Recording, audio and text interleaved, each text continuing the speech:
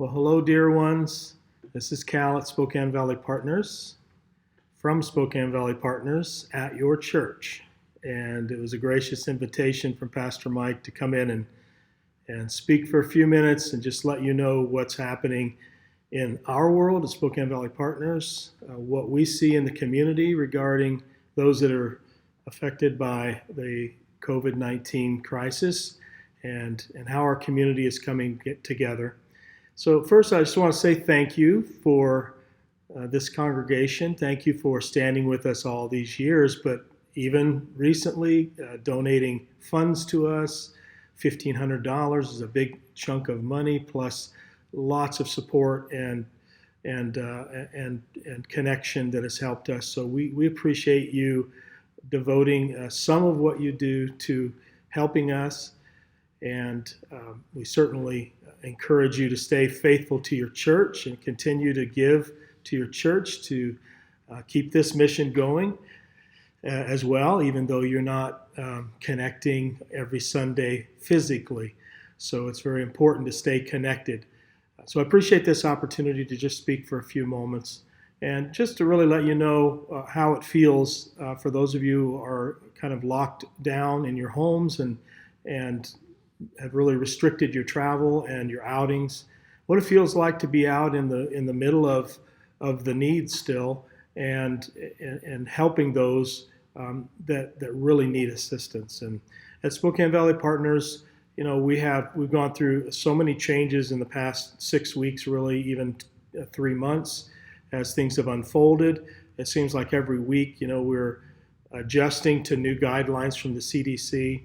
But we're doing everything that we know to keep not only our community safe who comes to receive services, but also our staff and our volunteers. And so, as you might expect, and some of you may be part of this as well, many of our volunteers are retirement age, and so they've chosen to stay home during this time until it's safer for them to come out and the exposure has less risk. And so we saw in about a 2-week period a dramatic drop in our volunteer corps, down from our normal 100% volunteer manning to down to about 15%. And a few weeks were pretty desperate, and then we had a wonderful swell of volunteers that came in from the corporate world, folks that were being cooped up in their houses or working from home and wanted to get out and do something positive. And so now we have a good influx of volunteers that are stepping up and taking on the responsibility of feeding people and providing diapers and baby supplies and critical clothing and emergency funds and so forth. So it's been a wonderful experience to see the whole community rally together. As you well know, probably the biggest mission we have is to feed people. And so what we've seen is that there are a lot of families that wouldn't normally need help and are now needing some help. And we expect that is going to increase over a period of even maybe the next 12 months. As the economy starts to open back up again, the sources and folks that I've talked to that are on the inside of decision making have said that there is a projection of maybe 12 to 15% of the jobs that won't come back even after the state opens back up again. And that's a 12 or 15% of our families that are going to be searching for income, and so we expect our services to increase even more dramatically after all of the subsidies, the stimulus, the rent forgiveness, and all of these great acts of grace have been extended. When that stops, there's going to be more need, and we also know that even once the economy opens back up again, people go back to work, that some of our volunteers are going to be cautious about when it's safe for them to come back and volunteer again.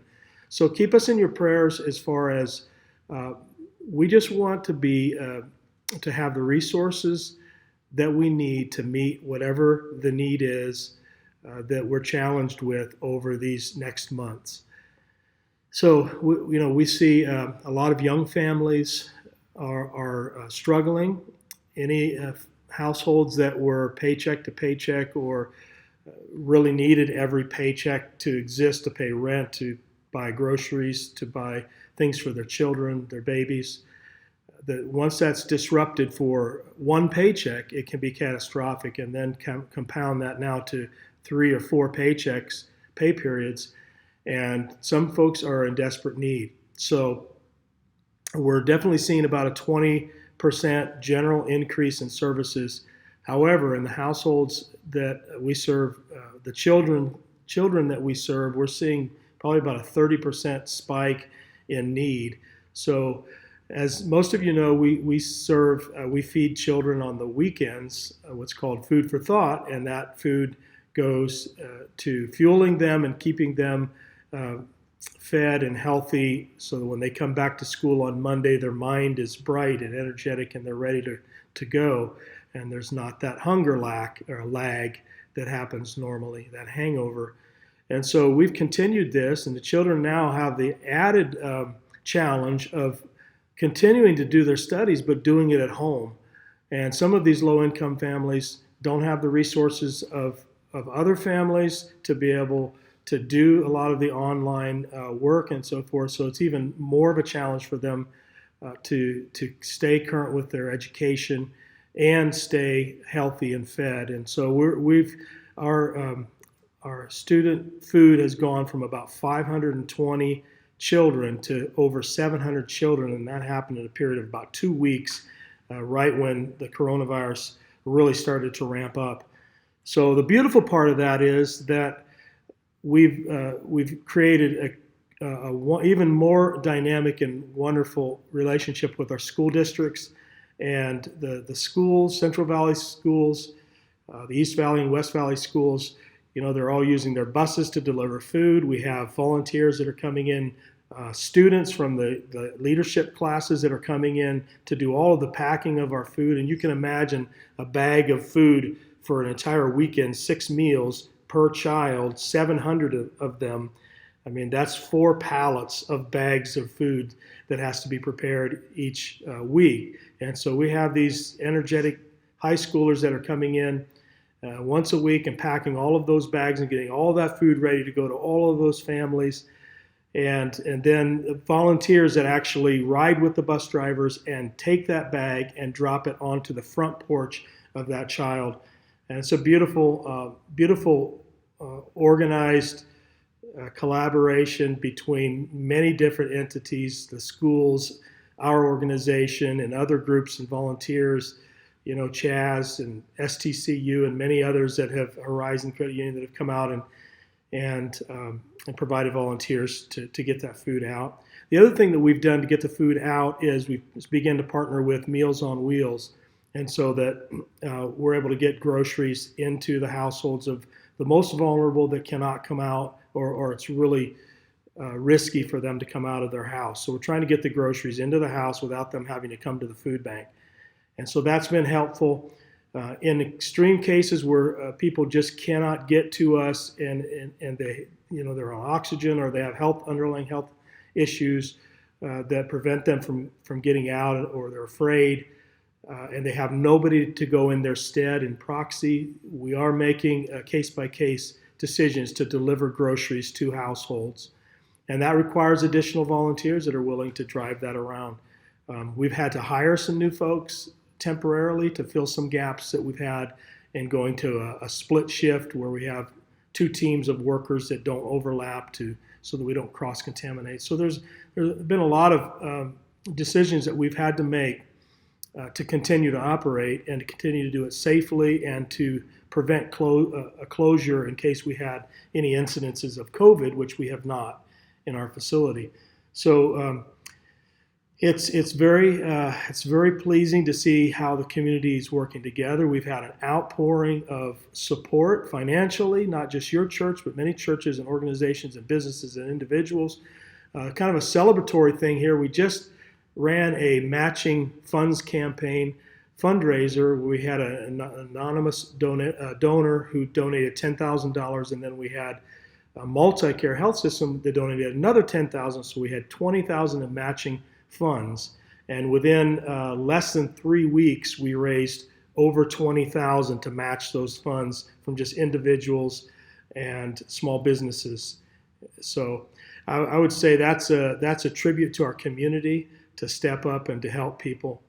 One of the sad areas that I see is, in fact, I ran into a woman who was out of diapers, out of food, and literally had her baby in a t-shirt and had no diapers to change into, so she just kept washing the t-shirt whenever the child went to the bathroom. And that is a miserable place for a mother to be, to have to make that kind of decision. And so it was one of the greatest joys that one person, and we're serving hundreds and hundreds of families, but one incident like that just totally lifts your spirit on being able to say, here are 50 diapers, here are wipes, here are some baby clothes, here's some formula. So it's small things like that that are big impacts on individuals that are really trying hard to do what's right for their family. So we appreciate the support that you give us, and we appreciate the long-term relationship that we have, the support from your pastor and your wonderful congregation. So thank you again for being our friend in this. I encourage you to go to our website at svpart.org, and see what's happening and what's new with our service and so forth. And if you want to contribute, that's great, but I would say primarily give to your church, and your church can decide where to send those funds. If you certainly want to give to the food bank, we'll receive that, but give to your church first. And thank you for being faithful. Continue to protect yourself and watch the news and stay safe, and know that we at Spokane Valley Partners love you and appreciate you.